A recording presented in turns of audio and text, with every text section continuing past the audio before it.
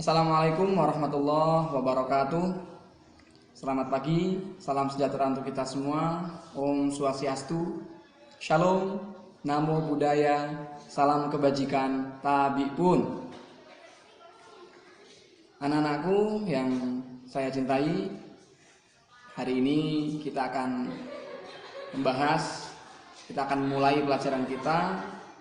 Kebetulan saya mengampu mata pelajaran pendidikan kewarganegaraan, dan sebelumnya mungkin untuk lebih akrab saya akan perkenalkan diri saya dulu, karena kalian semua siswa-siswa baru, jadi mungkin belum kenal. Kalaupun ada yang kenal mungkin nggak banyak. Jadi nama saya Muflasin. Di SMA Negeri 1 Sidomulyo, saya dipercaya untuk mengampu mata pelajaran pendidikan Pancasila dan kewarganegaraan, atau sering kita kenal dengan mata pelajaran PPKN. Demikian, langsung kita masuk ke materi. Dalam pembahasan kita di bab pertama, mata pelajaran pendidikan kewarganegaraan, pendidikan Pancasila dan kewarganegaraan, ini kita akan membahas mengenai nilai-nilai Pancasila dalam kerangka praktik penyelenggaraan pemerintahan negara. Oke, saya ulangi, nilai-nilai Pancasila dalam kerangka praktik penyelenggaraan pemerintahan negara. Sebelum kita jauh masuk ke dalam materi, kita akan kupas dulu judulnya. Ini kita akan kupas dulu, kita kuliti dulu satu persatu judulnya ini.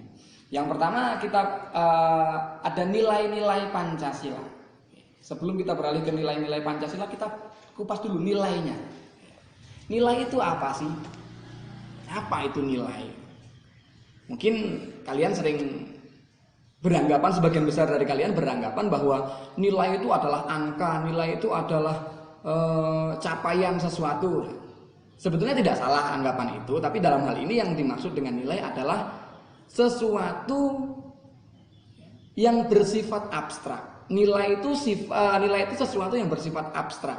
Biasanya berkaitan dengan baik atau buruk. Jadi sekali lagi saya ulangi, nilai itu sesuatu yang bersifat abstrak, tidak bisa dilihat, tidak bisa disentuh, tidak bisa diraba. Ada kaitannya, nilai ini biasanya selalu berkaitan dengan kebaikan dan keburukan, baik atau buruk, baik atau jahat. Itu nilai. Nah, dan kemudian setelah itu nilai ini menjadi pedoman hidup bagi kelompok masyarakat. Nilai ini kemudian menjadi pedoman hidup, menjadi pegangan hidup bagi kelompok masyarakat. Contoh, saya ambilkan contoh kejujuran. Nilai kejujuran. Saya yakin kita semua tidak akan ada yang bisa melihat yang jujur itu seperti apa. Kejujuran itu bentuknya seperti apa, warnanya apa, tingginya seberapa, ganteng atau cantik, tidak ada yang tahu. Tapi semua orang pasti sepakat bahwa jujur itu adalah perbuatan baik. Semua orang pasti sepakat bahwa jujur itu adalah perbuatan baik. Jadi sudah memenuhi syarat. Sesuatu yang bersifat abstrak berkaitan dengan baik atau buruk. Kebalikannya jujur adalah bohong. Semua orang juga sudah tahu, tanpa diberitahu semua orang sudah tahu bahwa bohong itu adalah kejelekan, sesuatu yang tidak baik. Nah, dan ini dipegang, ini dijadikan pedoman bagi masyarakat. Dijadikan pegangan hidup, pedoman hidup oleh kita semua. Ini nilai.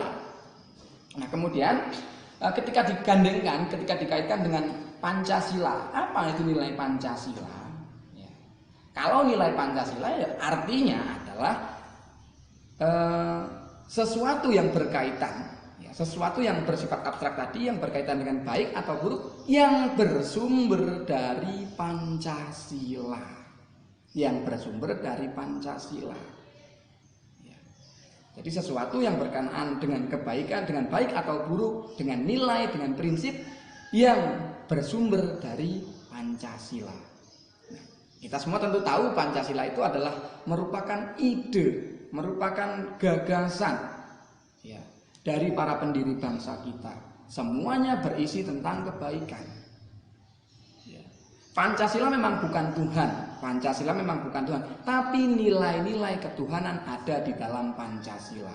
Pancasila memang bukan buatan Tuhan, bukan ciptaan Tuhan, tapi Pancasila memuat nilai-nilai ketuhanan.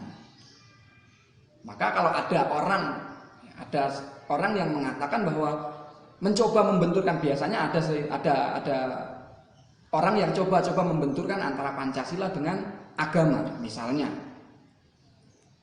Pancasila memang bukan agama, tapi nilai-nilai agama ada di dalam Pancasila.